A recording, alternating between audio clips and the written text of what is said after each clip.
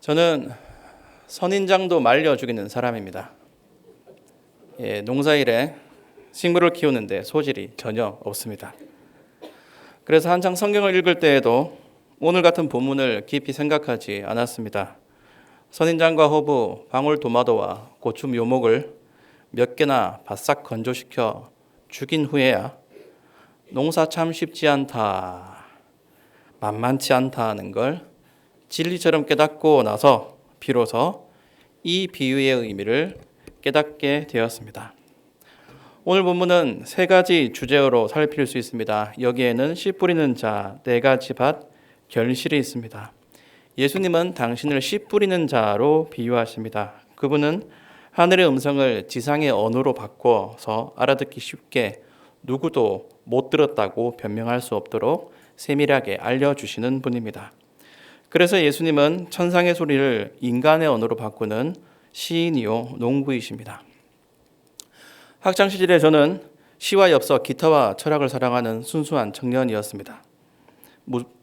두꺼운 뿔테 안경, 청남방의 청바지, 편하기만 한 교회 오빠였죠. 그때 빠져든 사람이 정호승 시인이었습니다. 천주교 신자인 그는 예수님을 이런 아름다운 말로 표현했습니다. 그는 모든 사람을 시인이게 하는 시인, 사랑하는 자의 노래를 부르는 새벽의 사람, 해 뜨는 곳에서 가장 어두운 고요한 기다림의 아들. 절벽 위에 길을 내어 길을 걸으면 그는 언제나 길 위의 길, 절벽의 길 끝까지 불어오는 사람의 바람.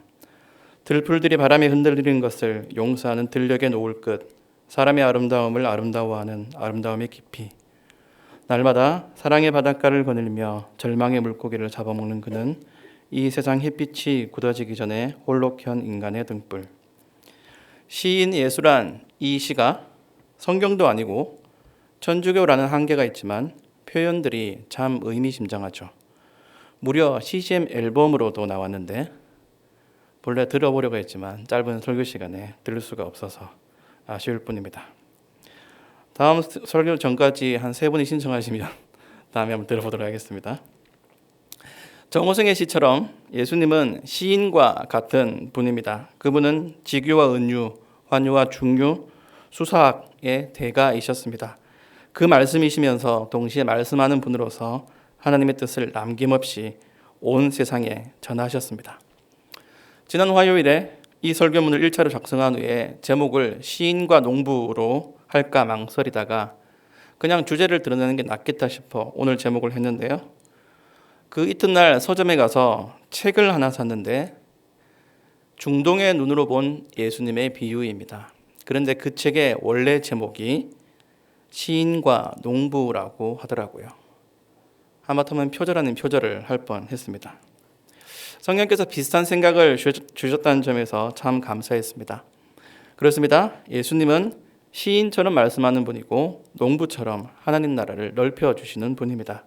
그분의 사역은 가르치시는 것과 복음 전파, 즉 말씀을 뿌리는 것입니다. 뿌리는 것은 당시 농부들의 일반적인 행태입니다. 상식입니다. 이 비유는 농사와 목축을 주로 하는 유대인들이 바로 이해할 수 있는 내용입니다. 농부가 씨를 뿌린다고 하죠. 사실은 대부분 심죠. 제 단골 가게인 11번가에 가면 7만 원에 파는 한손 파종기입니다. 쑥 집어넣어서 딸깍 누르면 씨가 두세 알씩 들어가는 첨단 기계죠. 자매품으로 이런 것도 있습니다. 쑥쑥 끌고 들어가면 씨를 뿌리는 것들입니다. 아니면 이런 것들도 없으면 미국 아마존에서 2만 원에 판매하는 호미를 사용해서 땅을 파고 씨를 심고 묻어버리는 방식으로 농사를 짓죠. 그런데 이스라엘이 있는 땅, 오늘날 팔레스타인이라고 부르는 곳은 그렇지 않습니다. 말 그대로 뿌리입니다. 그러면 여기저기 씨가 흩어집니다. 한 밭에서 작업하는데 어떤 씨는 길가, 돌이 많은 곳, 가시가 많은 곳에 떨어집니다. 일부러 가시밭에 가서 뿌리는 경우가 아닙니다. 그렇게 뿌린 후에 쟁기로 갈아엎고 비가 오기를 기다리죠. 이게 당시 농사의 정석입니다. 예수님은 누구나 아는 이 상식을 어떤 진리를 전달하는 도구로 사용하셨는데요. 안타깝게도 이 비유를 듣는 모든 사람은 깊은 의미를 깨닫지 못했습니다. 상식적인 얘기니까 부담 없이 듣기는 했는데 한층 더 들어가지 못합니다. 드러냄과 감추임, 계시와 은폐 사이에서 헤맵니다. 그들에게 듣고 싶은 주제를 말씀에 주입하여 해석하는 나쁜 습관이 있기 때문입니다. 예수님이 활동하던 당시는 정치, 종교, 경제, 사회, 인종 문제가 복잡하게 얽힌 갈등이 심각해진 때입니다. 그럴 때 사람들에게 예수님이 등장하셨습니다. 능력 있는 선지자인 것 같기도 하고 세례 요한이나 엘리야와도 같은 예수님이 등장하시니까 각자의 기대와 요구를 담아서 예수님을 대하고 말씀을 해석한 것입니다. 즉 들을 귀를 스스로 막고 있는 상태입니다. 예수님 앞에 있는 이 사람들은 단순하고 정확한 결론을 원합니다. 로마를 무너뜨리자 매일 오병이어로 먹여주겠다고 하시면 열광했겠죠. 하지만 예수님은 드러내고 감추기 위해 비유를 사용하시고 돌려 말씀하셨습니다. 그렇게 하시면 듣는 사람은 자기를 낮추고 말씀을 어찌하든 받기 위해서 이해할 수 있도록 노력해야 됩니다. 이런저런 핑계로 외면하면 안 됩니다. 말씀을 대하는 모든 사람이 그렇습니다. 졸면서 들어도 하나만 건지면 된다가 아닙니다. 그러면 안 됩니다. 아예 자려고 맘먹고 앉으면 마음을 닫아 걸고 있으면 말씀이 유익할 수 없습니다. 사람 몸이 매우 신기한 게 먹기 싫은 걸 억지로 먹으면 항상 탈이 납니다. 토하고 설사하고 심하면 두드러기가 나죠. 말씀도 그렇지 않습니까? 듣기 싫은 상태에서 딴 마음으로 들으면 속에 들어가서 독이 되고 맙니다. 예수님의 비유는 단순히 그 시대의 것이 아니라 구약의 재해석입니다. 유대인들이 잘 아는 율법을 일상의 언어로 풀어서 귀에 쏙쏙 들리도록 명쾌하게 강론하십니다. 수천 년간 유대인들의 역사와 삶을 규정하던 익숙한 말씀을 풀어주시는데 알아듣지 못하는 건 왜 그렇습니까? 그들도 수천 년간 오해와 불신을 고집했기 때문입니다. 목이 곧은 조상들의 유구한 정통을 이어받아 매우 뻣뻣한 자들이 되었기 때문이에요. 지금 예수님 앞에는 굳은 땅, 돌무더기, 가시나무가 광활히 펼쳐져 있습니다.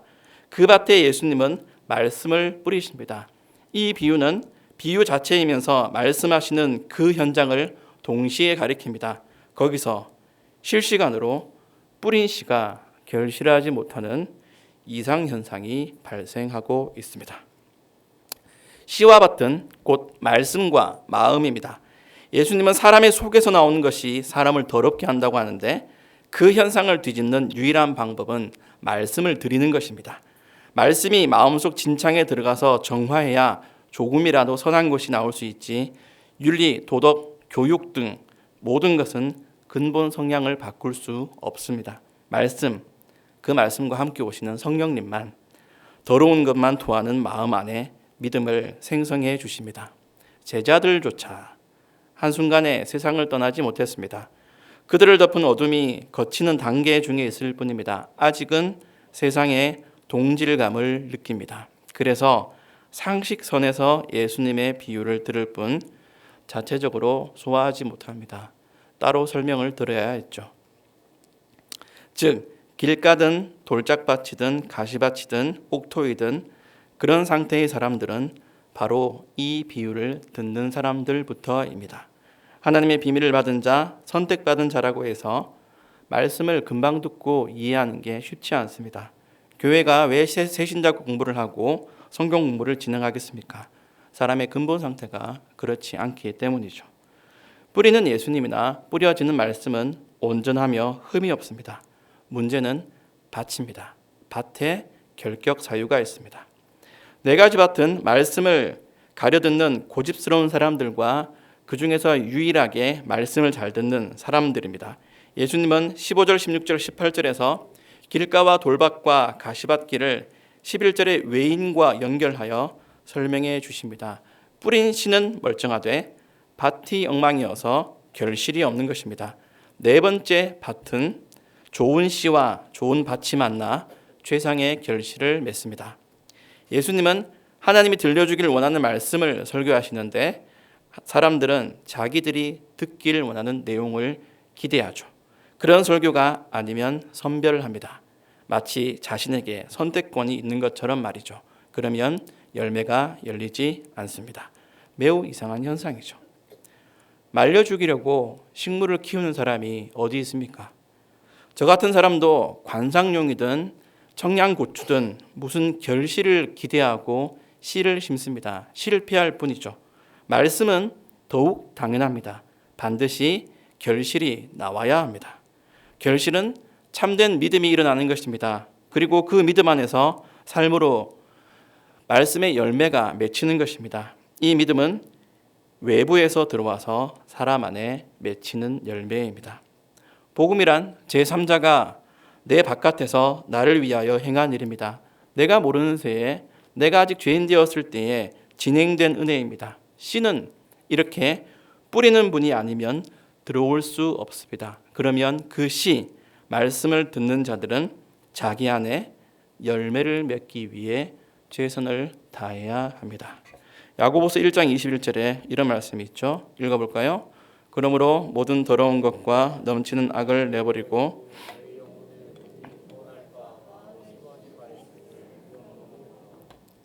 길가와 같은 밭은 말씀을 튕겨내는 마음입니다. 습관신앙입니다. 껍질에 붙은 말씀입니다. 주렁주렁 달고 다니면 합니다. 마음속에 들어가지 않기 때문에 자기 삶과 아무 관련이 없습니다. 믿음이란 열매가 나오지 않습니다. 씨가 흙 속이 아니라 바깥에 그냥 얹혀 있습니다. 돌밭은 얌체 신앙입니다. 자기 이익만 추구합니다. 이래도 기쁘고 저래도 즐거워야 합니다. 그래서 힘들면 그만둡니다. 군대에서 훈련받는데 자기만 쏙 열외하려는 사람 같습니다. 치킨을 먹는데 닭다리만 먹는 사람 같이 얌체 신앙입니다. 그래서 이익과 계산에 따라서 신앙생활을 했다가 말다가 합니다. 가시밭은 억지 신앙입니다. 버티는 방식으로 교회를 다닙니다. 짜증은 짜증대로 나요. 그런데 종교 습관은 습관대로 유지하려고 합니다. 걱정 근심을 달고 살아서 예배를 드려도 기쁘지 않습니다. 좋은 밭은 고집과 얌체짓과 억지가 없습니다. 말씀을 잘 듣고 깨달아서 삶으로 펼치고 잘 보존하기 위해서 은혜의 방편을 부지런히 사용합니다. 그러면 성령께서 도와주십니다. 심어진 말씀을 온유함으로 받아야 되는 거죠. 좋은 밭을 유지하도록 우리 모두가 노력해야 됩니다. 말씀을 받아서 속사람을 정화하고 소독해야 됩니다. 먼지 털고 물걸레질을 뽀독뽀독 열심히 하는 것이 습관화되어야 됩니다. 그래야 성령께서 열매를 내어주십니다. 사무실에 성경 공부 교재가 있는데요. 그 중에 가장 반가운 책이 내 마음 그리스도의 집입니다. 뿔테안경 대학생의 청춘을 흔들었던 책 중에 하나입니다. 성경 공부를 하지 않으시는 분들도 꼭 읽어보십시오. 마음밭을 잘 가꾸는 노력이 얼마나 중요한지 알려주는 책입니다. 내 마음 그리스도의 집입니다. 그렇게 노력해야 성령께서 도와주시고 성령이 도우셔야 말씀이 개화하고 결실합니다. 성령의 도우심은 보상이 아니라 말 그대로 도우심입니다. 예수님께서 이 비유를 통해서 해주시는 결론은 좋은 밭의 조건을 스스로 조성하라는 게 아니라 꾸준한 노력입니다. 농사의 젬병인 제가 보아도 화초와 수목에 물만 잘 준다고 되는 게 아니죠. 잡초도 뽑아야 되고 가지도 치고 때로는 비료나 농약도 써야 됩니다. 마음밭을 가꾸면서 그 정도 노력도 하지 않으면 안 됩니다. 객관적이고 보편적인 내용만으로 지식만으로 성경 구절과 해설만으로 사람의 마음에 믿음이 생기지 않습니다. 말씀은 항상 성령님과 함께 부여됩니다. 성령님은 말씀과 동행하며 다가오시는 분입니다. 그래서 복음이 곧 말씀이 사람을 변화시킬 수 있는 것이죠. 공간복음의 4가지 땅에 떨어진 비유는 강조점이 미묘하게 다릅니다. 마가복음의 강조점은 은혜를 거부하는 부패한 본성입니다. 말씀이 영향을 끼치지 못하는 건 불신자와 방불한 신앙이라는 증거인데요. 그런 자들이 조직이 되면 교회가 어렵습니다. 그런 교회에는 열매를 찾아보기가 힘듭니다. 본질은 말씀을 튕겨내는 강팍하고 못된 마음입니다. 속에 무슨 꿍꿍이나 편견이 있기 때문에 씨가 공중에 흩날리는데도 말씀이 공기 중에 전파되는데도 저건 돌멩이야, 플라스틱이야, 모래야 하면서 받아들이기를 거부하는 것입니다. 옥토가 되기는 우리의 노력으로는 정말로 어려워도 스스로 돌밭, 가시밭, 길가로 만드는 건 수월하죠. 우리의 본성은 처음부터 부패해 있기 때문입니다. 이 모든 한계에도 불구하고 좋은 밭이 된 사람들이 있습니다. 그것은 처음부터 선택이 있었기 때문입니다. 씨앗이 열매를 맺기까지에는 뿌리시는 분과 결실을 맺게 하시는 분이 역사하시기 때문입니다. 이것이 복음의 풍성함입니다. 처음부터 모든 것이 들어있는 천상의 씨앗이 우리 속에 들어왔고 천지를 경작하는 분이 역사하시니까 마침내 우리 안에서 은혜가 넘치게 되는 거죠. 이 은혜에 감사하며 마음이 우둔해지지 않도록 항상 겸손하게 말씀을 받으셔야 됩니다. 애초에 씨가 없으면 열매도 없어요. 하나님의 선택과 관심이 없으면 믿음이 결실하지 않습니다. 우리는 내 안의 믿음을 확인할 때마다 이 은혜에 감사해야 됩니다. 유다서에는 이런 말씀이 있습니다. 읽어볼까요? 능히 너희를 보호하사 거침이 없게 하시고 너희로 그 영광 앞에 흠이 없이 즐거움으로 서게 하실 자 곧 우리 구주 홀로 하나이신 하나님께 우리 주 예수 그리스도로 말미암아 영광과 위엄과 권력과 권세가 만고 전부터 이제와 세세에 있을지어다. 아멘. 네 가지 밭은 세 밭과 한 밭으로 나뉩니다. 어디가 비정상인가요? 말씀을 접하고도 무덤덤한 게 이상한 겁니다. 동네 경찰서 앞에 동네 밀면에 그룹 BTS의 리더 RM이 왔다고 난리더라고요. 거기서 완전 팬이 비빔 밀면을 잘 말아서 먹고 있다가 갑자기 그 친구가 말을 걸면 어떨까요? 면발이 코로 나올지도 모릅니다. 이것보다 더 비현실적인 일이 하늘의 음성이 내 눈에 보이고 내 귀에 들리는 겁니다. 원래 그런 일은 불가능했어요. 모든 사람은 죄인이기 때문에 하나님의 모습을 볼 수도 없고 그분의 음성을 들을 수도 없습니다. 지난 설교 때 말씀을 인간의 언어로 접하는 게 기적이라고 했습니다. 그럴 때 그 비현실적인 현상을 접할 때에 무너져야 하는 게 바로 죄인입니다. 좋은 밭은 하나님의 은혜로 그렇게 되었고 나쁜 밭은 자신들의 고집과 불신앙으로 스스로 말씀을 떠났습니다. 이런 현상은 하나님 나라의 일상입니다. 시간이 지날수록 한쪽은 아우성일 테고 한쪽은 고요하고 단정하며 평안할 것입니다. 한쪽은 말씀에 굶주리고 한쪽은 고복격양, 배를 두드리며 소리 높여 노래하는 태평성대를 누릴 것입니다. 하나님 나라야말로 농자 천하 지대본의 세계입니다. 만물을 경영하시고 씨를 뿌리는 하나님의 영농이 온 우주의 지평선을 황금빛으로 물들이게 될 것입니다. 그분의 왕국은 그렇게 반드시 씨가 뿌려지고 결실을 맺을 것입니다. 그때까지 농부 여러분, 여러분도 시인이 되십시오. 그리스도를 따르는 자로서 좋은 밭을 가꾸도록 노력하십시오. 들은 말씀을 잘 소화하여서 아름다운 열매를 향기롭게 피워내십시오. 손에 쟁기를 잡고 뒤돌아보지 말고 땀 흘리며 노력하십시오. 여러분을 통해 복음의 밭이 평수가 넓어지고 하나님의 나라 영토가 확장될 것입니다. 누가 농사가 쉽다고 합니까? 농사도 전쟁입니다. 울며 씨를 뿌려야 하는 일입니다. 내 마음밭을 보면서도 울어야 되고 저 멀리 보이는 땅끝을 보면서도 울어야 됩니다. 그래서 우리의 농사는 전쟁입니다.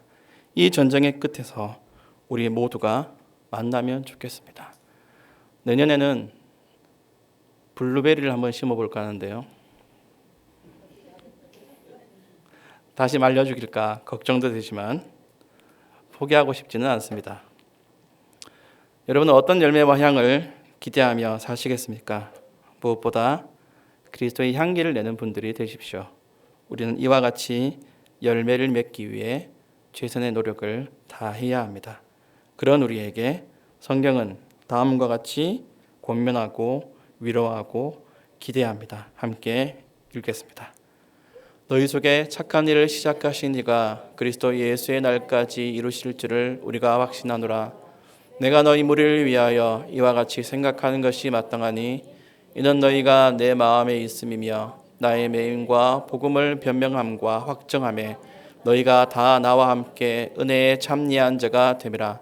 내가 예수 그리스도의 심장으로 너희 무리를 어떻게 사모하는지 하나님이 내 증인이시니라. 내가 기도하노라. 너희 사랑을 지식과 모든 총명으로 점점 더 풍성하게 하사 너희로 지극히 선한 것을 분별하며 또 진실하여 허물 없이 그리스도의 날까지 이르고 예수 그리스도로 말미암아 의의 열매가 가득하여 하나님의 영광과 찬송이 되게 하시기를 구하노라.